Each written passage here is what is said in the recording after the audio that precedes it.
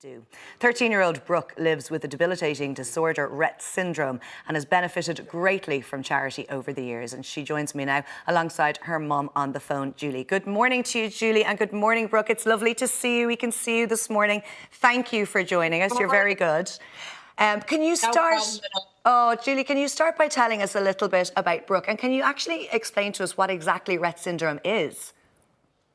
Yeah, well, Brooke is a 13-year-old little girl, and Rett syndrome is a neurological genetic disorder which affects Brooke and other children like Brooke. It mainly affects girls in so many ways, to feeding, walking, talking, even that it affects their ability to breathe. And it's very debilitating, and it can get progressively worse as they get older. So it's hard struggle for Brooke, of course, and myself, you know, and every day is a struggle. Every day is something different, a new challenge with us, you know. So we find it very, very hard. But she's a great little girl. She gets on with it, and both of us get on with it the best we can. And of course, I love her to bits, and we do everything we can to help her through this as much as we can, you know. It's very clear that of course you're mad about your little girl, and also the fact that you have been her voice for many years too. Can you tell us, Julie, what life was like in lockdown? Because I think we all found it frustrating and tedious, but for vulnerable children and their families around the country, especially hard. Yeah, we found it very, very hard. Brooke still hasn't gone back to school. Because of her chest problems and stuff like that, I wouldn't find it. I'd be very, very find her vulnerable going back to school now. So we just said we wouldn't send her back. We found it really difficult because everything kind of went wrong at the one time. Like, Brooke has an eye gaze system that she uses at home. That went down. Her bike, as you know, what we're going to talk about later, she can't use that anymore. Her legs got very tight. She can't use her standing frame. So we found it very hard to find activities to do with Brooke to keep her occupied because she wasn't in school. And we really, really struggled. We really struggled. Still are struggling because she's still not gone back to school.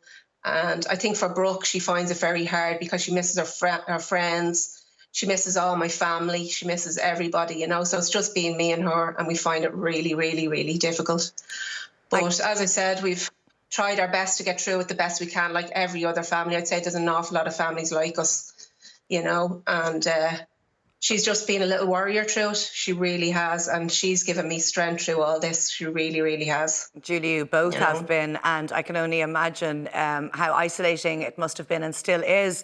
Because, of course, as you mentioned yourself, you know, Brooke misses her friends. And it's so important for children to have that structure, which sadly is not in place for you at the moment. And Brooke does love the outdoors. Tell us what she enjoys doing. And you might also mention to us as well how you got involved with Variety.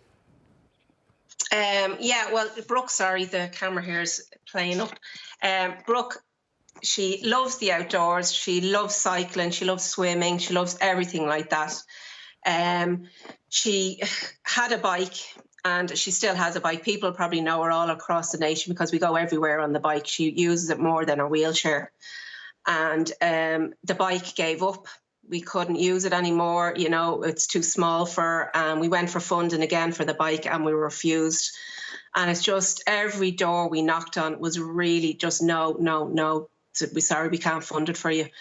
So I got a friend of mine, she gave me a number for Variety. And from the minute that they picked up the phone, a guy called Kevin, he was so helpful. And he just turned around and he says, it's what your child deserves. He says, we will get that bike for you. And it was just such a relief for me because it was such a worry that we wouldn't be able to get the bike for her. And like, these bikes they're very, very expensive. Like, and why shouldn't our children get a bike for Christmas or a bike for a birthday? You know, that they deserve it as much as any other child.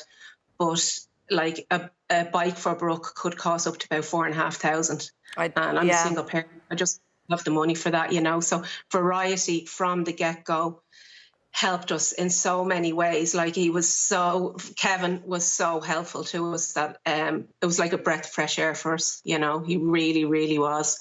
And I just have to say hats off to the guys in Variety because they do volunteer their time, you know, to help our children and to get these funds to get all the equipment that is needed for our children. And Julie, I no couldn't doubt be it's more- absolutely a lifeline for you. And obviously, without that bike as well, you would be more isolated. You wouldn't be able to get outside on occasion. Now, they do have... They have a wonderful initiative that we're going to learn about now, Julie, and I know that you are looking forward for all of us getting involved as well. And if you'd like to donate €4 to Variety, text the word MakeUpFree to 50300, or you can head over to the Variety Ireland website for more details.